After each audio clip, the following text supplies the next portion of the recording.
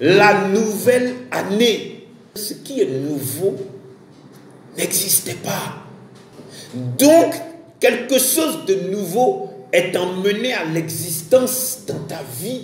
Tu étais en 2022. On jeûne, tu ne jeûnes pas. On prie, tu ne pries pas. On fait ceci, tu fais. On loue, tu ne loues pas. On adore, tu n'adores pas. Si tu transportes ça en 2023, tu es foutu. Les prières de demander, là, on n'est plus dedans. On est dans la prière de dire merci Seigneur parce que c'est déjà fait. On peut acclamer le Seigneur.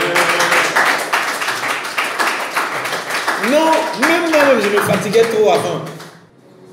Oh Seigneur, vraiment, tu m'avais promis, tu ne m'as pas donné. Ça, c'est terminé. Ça, c'était le langage de 2022. Oui, on dirait un crédit. Non, c'est terminé. Amen. C'est terminé. Le Saint-Esprit dit, quelque chose qui est nouveau, c'est quelque chose qu'on n'avait jamais vu. Pardon. C'est-à-dire que ta manière même de te coiffer, ta manière même de t'habiller, nouveau, c'est quelque chose qui va succéder l'ancien. Écoutez, c'est tellement important ce qui se passe. Tu ne peux pas voir la foi. Les problèmes de 2022, ça t'accompagne. Mais pourquoi? Non. En 2023, c'est une année qui vient succéder 2022. Ça ne peut jamais être la même année. C'est nouveau. Quelqu'un dit Amen. Amen. C'est nouveau. Ça ne peut jamais ressembler à l'ancien.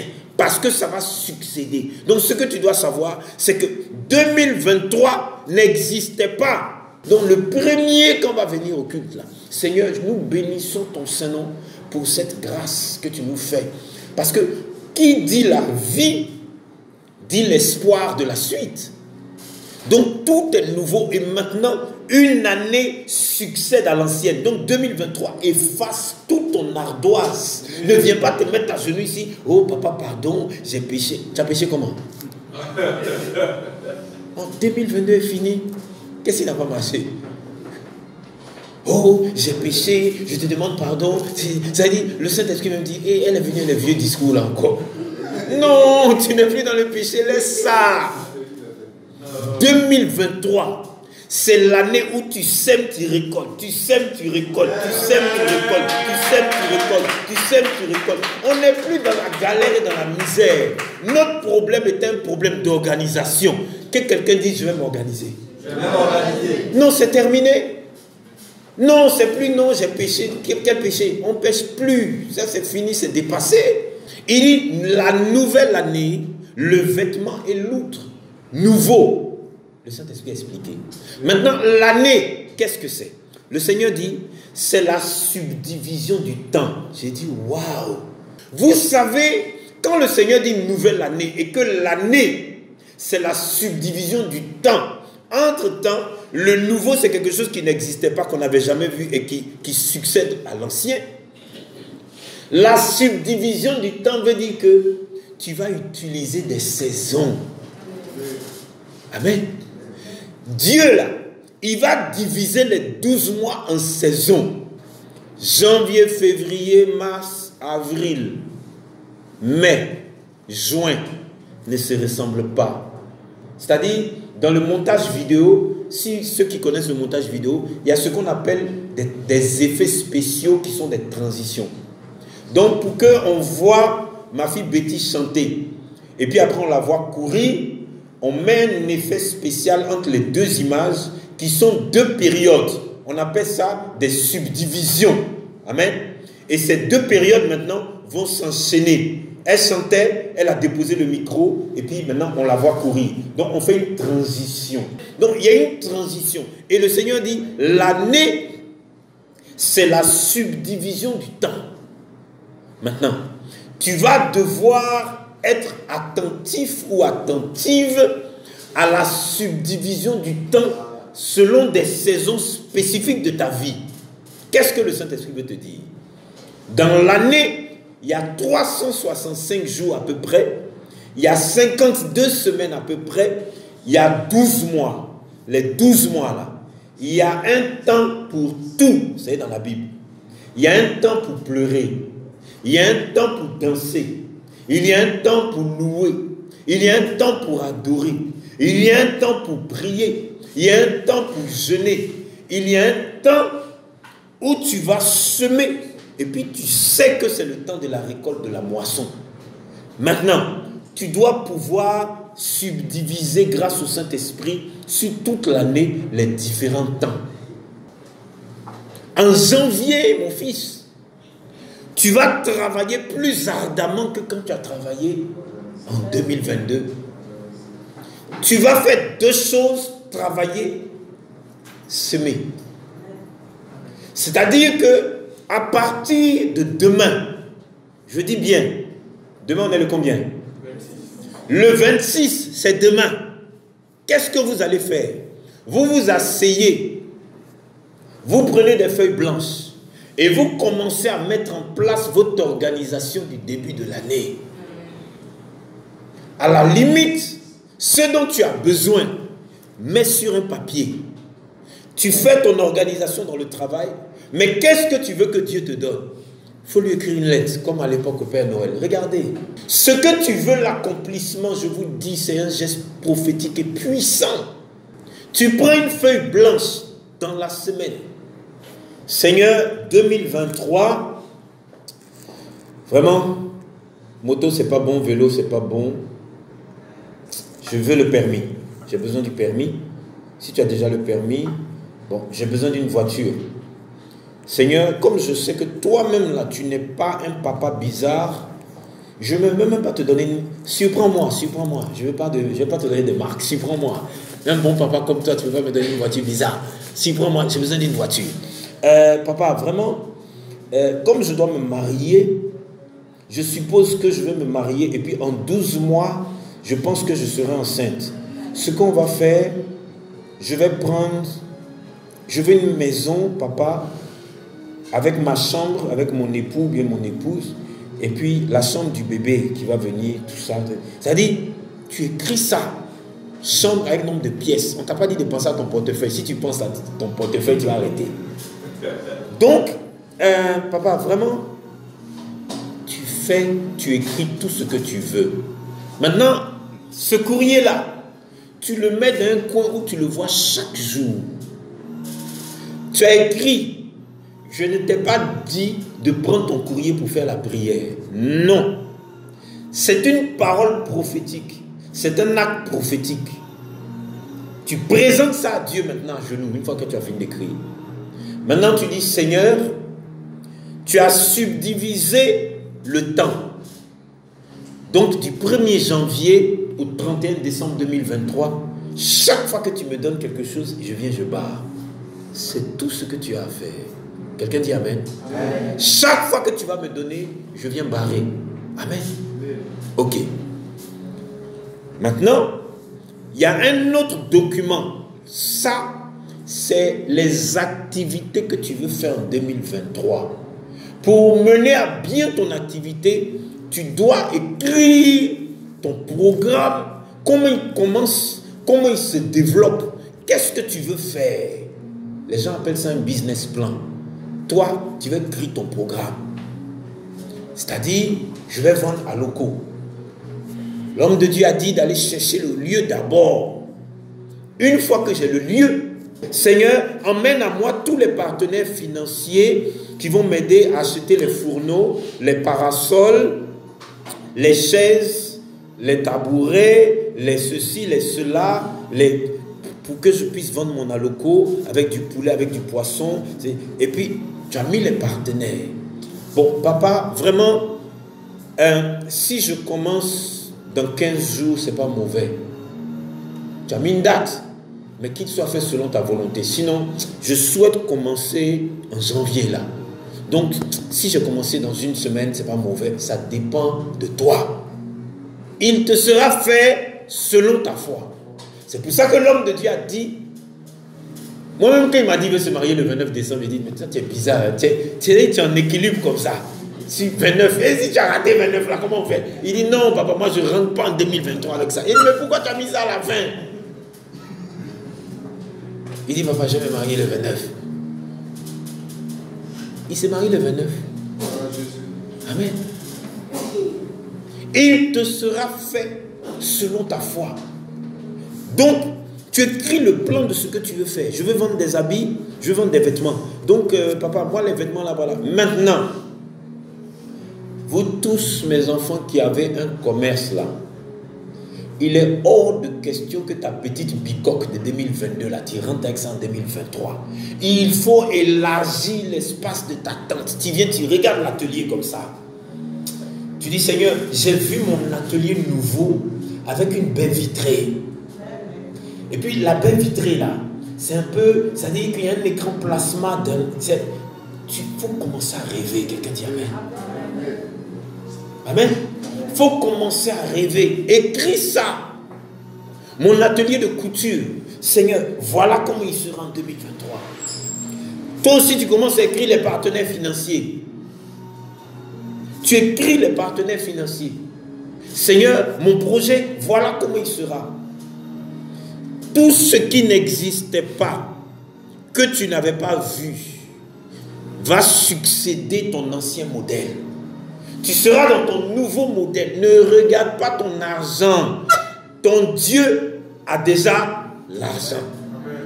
Regarde ce que ta bouche proclame, ce que ta bouche dit. Amen. Le Saint-Esprit dit la nouvelle année, le vêtement et l'outre. Maintenant, tu vas voir que dans les 12 mois, le Saint-Esprit va changer les données. C'est-à-dire quand quelque chose est mis en place, tu passes à autre chose. Je vous donne un exemple. Amen. Vous me suivez? Vous me suivez? Je vous donne un exemple. Tu as dit que tu voulais un travail. Le travail est mis en mouvement. Une fois que tu as eu le travail, tu avais dit aussi que tu voulais une fiancée. La fiancée est arrivée. La dot est faite. Donc c'est le mariage qui suit. Mais les trois choses là, c'est trois saisons différentes. Il y a eu la saison pour ton travail, te sécuriser ton portefeuille. Il y a eu la saison pour la dot. Il y a eu la saison pour le mariage. Mais avant ces deux-là, il faut forcément que tu aies une maison. Tu vas la mettre où? La dame. Quelqu'un dit Amen? Amen. C'est comme ça. Donc maintenant, Dieu va subdiviser le temps, à toi de comprendre. Maintenant, il dit la nouvelle année, virgule, le vêtement. Amen. Ok. Le vêtement, c'est quoi? Un vêtement, il sert à la base à se vêtir. Retournons dans notre texte de base. On est dans Matthieu 9, verset 16, 17.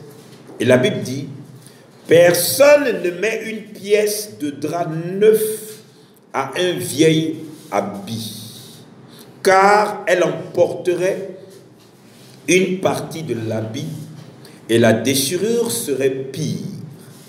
On ne met pas non plus du vin nouveau dans une vieille outre, autrement les outres seront, le vin se répand et les outres sont perdues, mais on met le vin nouveau dans des outres neuves et le vin et les outres se conservent. Je veux parler à quelqu'un de la part du Saint-Esprit. Il y avait une dame, une belle jeune dame, et des hommes de Dieu ont abusé d'elle. Des hommes de Dieu ont abusé d'elle parce qu'elle voulait se marier, elle s'attendait à se marier et elle était impatiente. Donc, elle s'est donnée au premier homme de Dieu que l'homme de Dieu avait invité pour prêcher à l'église. Il a couché avec elle, il a circulé. Après ça, toujours dans son désespoir, personne n'était au courant. Un autre homme de Dieu est venu, elle s'est donnée à cet homme de Dieu. Elle ne s'est pas mariée, elle a pété les plombs, elle est rentrée au pays, elle a quitté la France. Cette femme, je vous en ai déjà parlé pour les anciens, elle a eu 4 maris, vraiment mariée légalement, divorcée légalement, 4 fois. Le vêtement qui sert à te vêtir, là, le Saint-Esprit dit, fais attention.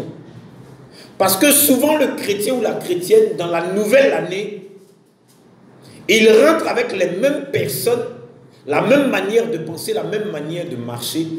Et puis ton vêtement est toujours le même vêtement sale. Or, avant le 1er janvier, tu aurais dû te laver. Toi, tu veux changer, tu veux évoluer.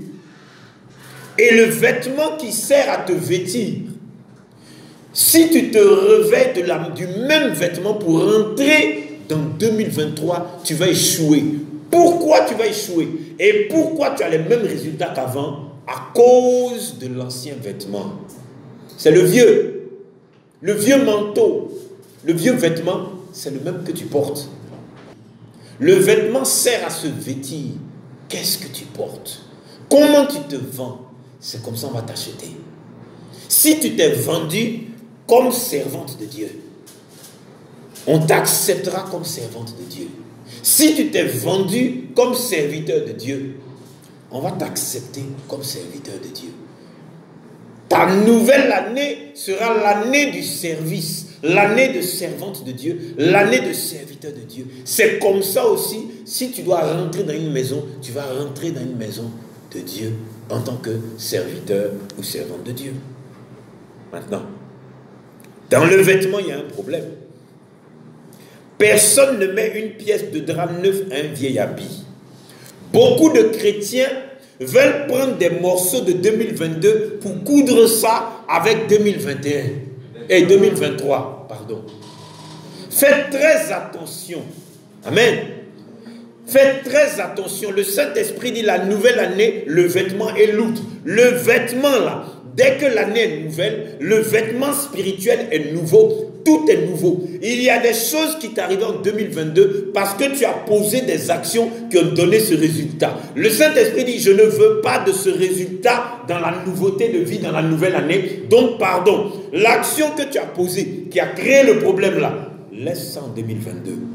Ne prends pas la pièce du drap, du vieux drap de 2022 pour venir souder. Tu n'es pas ferronnier, ni ferronnière.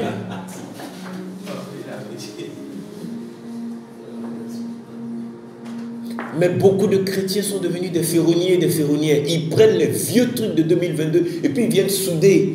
Mais ne prends pas les vieilles actions pour venir faire de nouvelles choses en 2023. C'est la même vieille action, elle va produire les mêmes résultats. Ne prends pas les mêmes vieilles paroles pour venir donner ces vieilles paroles-là.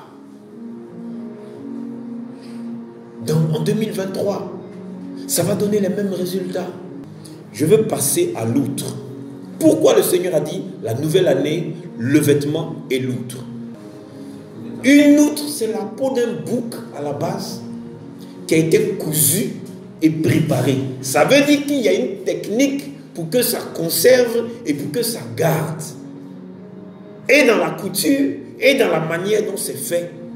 Et puis, on va coudre ça de telle manière que ça puisse recevoir un liquide sans le laisser partir.